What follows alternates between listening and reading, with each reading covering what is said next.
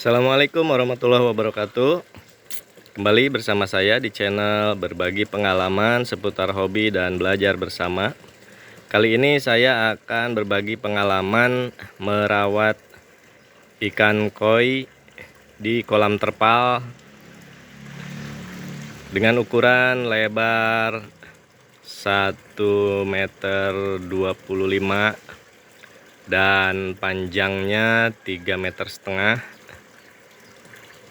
Ini kolam sebetulnya kolam tembok ya, tapi tidak dicor. Jadi saya menggunakan terpal sebagai pelapisnya. Jadi ini dilapis terpal. Memang tadinya sebelumnya tidak pakai terpal, dulu dipakai untuk lele. Cuma ada kertakan di bagian sisi-sisi, jadi saya gunakan terpal saja. Nah, untuk kedalaman airnya, ini sebetulnya ketinggian kolam ini 75 sentian ya. Tapi karena isinya ikan kecil-kecil tadinya, jadi saya hanya mengisi air dengan kedalaman sekitar 40 sentian. Dan kolam ini sudah running selama 4 bulan. Ini kondisi air ya lumayan jernih. Selama 4 bulan tidak pernah dikuras. Saya hanya melakukan pengurasan di chamber-chamber saja. Jadi kolam ini tidak pernah dibersihkan, tidak pernah dikuras habis selama 4 bulan. Dan ini adalah kondisi airnya seperti ini. Kondisi ikannya juga terlihat ya lumayan sehat-sehat. Ikan di sini dari mulai size 15, ada yang 10 cm itu beberapa ekor. Ini merupakan pindahan dari kolam sebelah. Dari mulai 15 sampai 40 BU di sini ikannya terlihat sehat-sehat.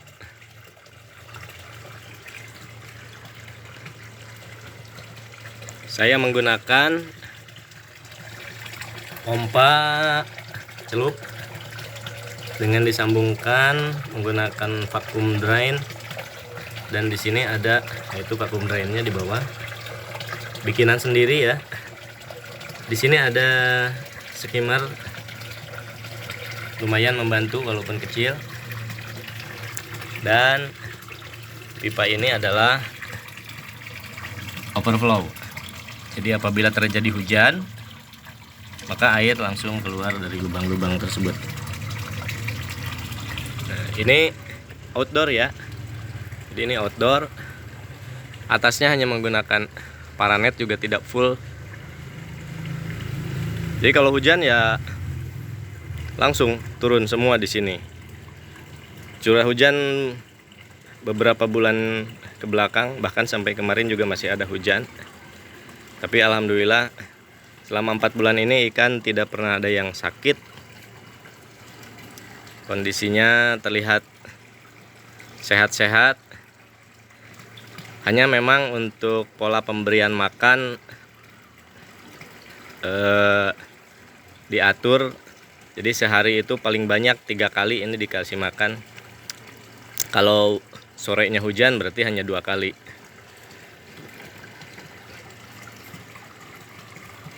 Ya, ini kondisi ikannya. Oke, kita lihat chambernya. Nah, dari kolam tuh masuk ke chamber 1. Nah, chambernya ini menggunakan tong filter atau tong biru ya. Tong filter yang dimodifikasi seperti ini, dan sebelumnya sudah pernah saya review di awal running kolam ini. Saya review pembuatan tong filter ini. Alhamdulillah tidak ada kebocoran, walaupun ini belum dilem. Jadi setiap pipa-pipa ini belum dilem. karena di sini hanya menggunakan Unisil. Ini tidak dilem, ini belum ada yang dilem. Tapi alhamdulillah tidak bocor.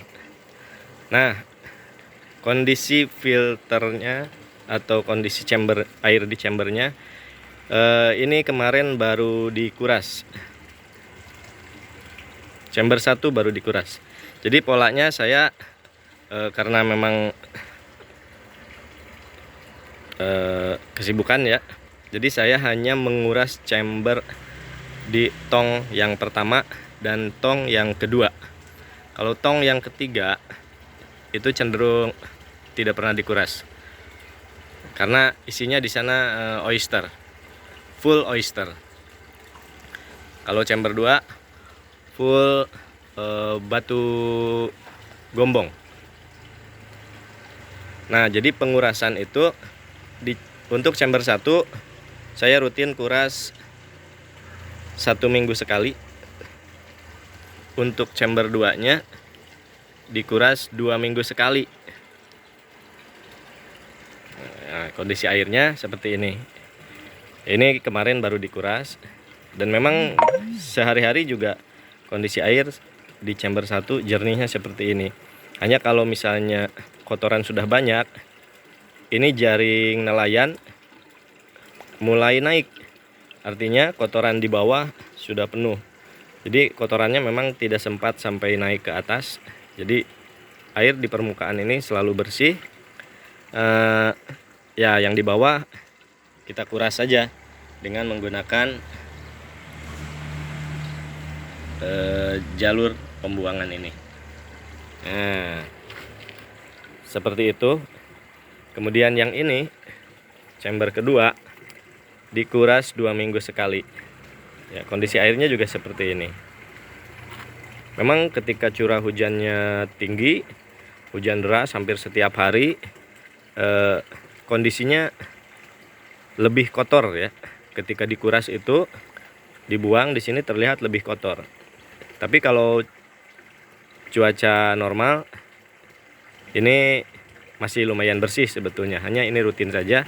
Chamber 1 1 minggu sekali, chamber 2 2 minggu sekali, dan yang ini chamber 3 ini cenderung tidak pernah dikuras. Oh, pernah dikuras selama 4 bulan ini. 1 kali adalah ini pernah dikuras ya, karena waktu itu ada masalah di pembuangan. Di sini ada sedikit netes air, jadi ini kita bersihkan, kita angkat. Jadi selama 4 bulan ini sekitar di bulan kedua pernah dikuras ya. Dan untuk pembuangannya atau waterfallnya seperti ini.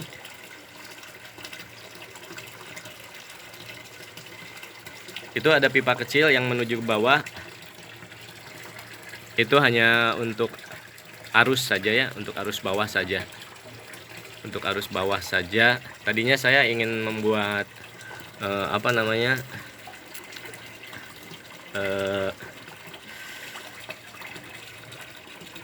menghasilkan oksigen gitu, tapi tidak jadi. Saya pakai atau gunakan untuk arus bawah saja, sehingga membantu mendorong air, karena ini lumayan jauh 3,5 meter, dan permukaan bawahnya juga kemiringannya tidak terlalu menjorok, jadi kemiringannya hanya sedikit, jadi perlu didorong sehingga kotoran bisa cepat masuk ke vacuum drain, untuk segera disedot oleh pompa. Nah, itu jadi ini kondisi kolam terpal selama 4 bulan, termasuk kondisi ikannya juga seperti ini. Bening ya, ini cukup bening. Ukuran untuk kolam terpal outdoor dan tong yang mungkin tidak mencapai 30%-nya volume air, tapi Alhamdulillah sampai saat ini masih baik-baik saja.